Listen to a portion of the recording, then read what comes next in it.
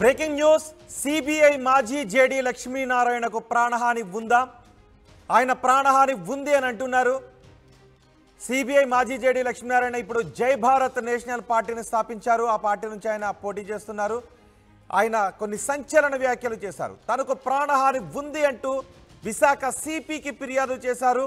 విశాఖలో ఆయన్ను అంతమొందించడానికి కుట్ర జరుగుతోంది అని జేడీ లక్ష్మీనారాయణ అంటున్నారు.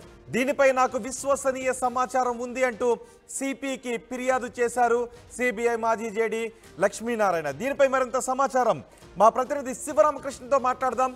శివరామకృష్ణ, లక్ష్మీనారాయణపై సిబిఐ మాజీ జేడీ లక్ష్మీనారాయణపై కుట్ర జరుగుతుందా? ఆయనకున్న విశ్వసనీయ సమాచారం ఏంటి? ఎక్కడి నుంచి ఆయనకు ప్రాణహాని ఉంది అని భావిస్తూ ఉన్నారు? రోహిత్, ఈరోజు మనం చూసుకుంటే జై భారత్ నేషనల్ పార్టీ అధ్యక్షుడు మాజీ సిబిఐ జేడీ వివి లక్ష్మీనారాయణ అయితే ఈరోజు అయితే పోలీసును ఆశ్రయించడం అయితే జరిగింది.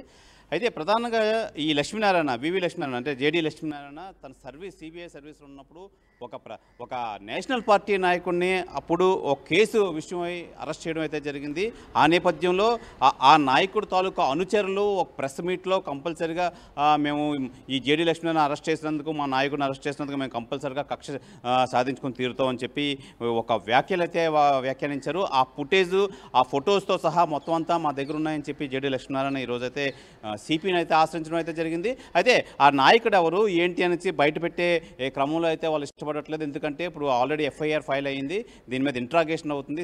పోలీస్ డిపార్ట్మెంట్ వాళ్ళు అయితే వాళ్ళ పేరు ఎక్కడ మెన్షన్ చేయొద్దని చెప్పడం అయితే జరిగిందని చెప్పి మనకైతే తెలియజేశారు జేడీ లక్ష్మీనారాయణ వర్గీయులు అయితే మటుకు. రోహిత్, ఆ పిటిషన్లో ఎవరి నుంచి ప్రాణహాని ఉంది అనేది పక్కాగా పేర్కొన్నారా? ఆ పిటిషన్పై ఎఫ్ఐఆర్ అయిందా?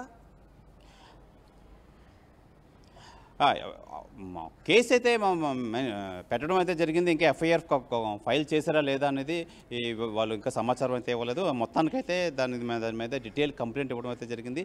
వాళ్ళ దగ్గర అయితే పూర్తి ఆధారాలు ఉన్నాయి. ఆ ఆధారాలన్నీ పూర్తిగా పోలీసు వాళ్ళకి అయితే సబ్మిట్ చేస్తామని చెప్పి అయితే మనకి జేడీ లక్ష్మీనారాయణ వర్గీయులు అయితే తెలియజేస్తున్నారు. రోహిత్, రైట్. అంటే దీనిపైన ఇంకేదైనా పోరాటం చేయాలని అనుకుంటున్నారు? ఎందుకంటే ఆయనకు ప్రాణహాని ఉంది అని చెప్పడంలో ఉద్దేశం ఏంటి? ఆయన ఇంకేదైనా పోరాటం చేయాలని అనుకుంటూ ఉన్నారా? ఆ పార్టీ పేరు, వ్యక్తుల పేర్లు విశ్వసనీయంగా ఉంచాలని అనుకోవడంలో ఉద్దేశం ఏంటి?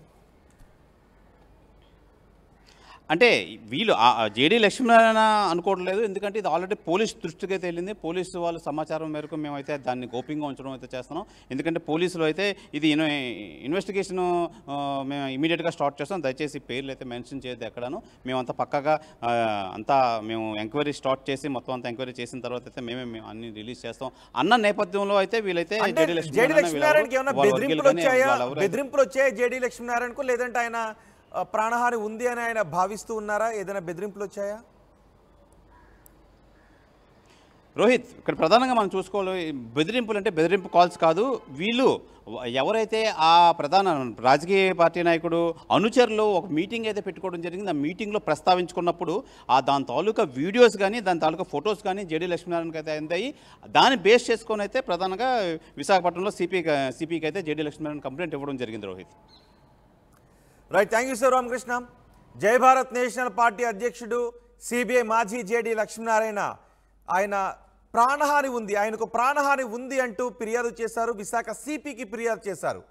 విశాఖలో నన్ను అంతమొందించడానికి కుట్ర జరుగుతోంది అంటూ జేడీ ఆ పిటిషన్లో పేర్కొన్నారు. దీనిపై నాకు విశ్వసనీయ సమాచారం ఉంది అంటూ కొన్ని ఆధారాలను కూడా సిపికి ఇచ్చినట్టుగా తెలుస్తోంది.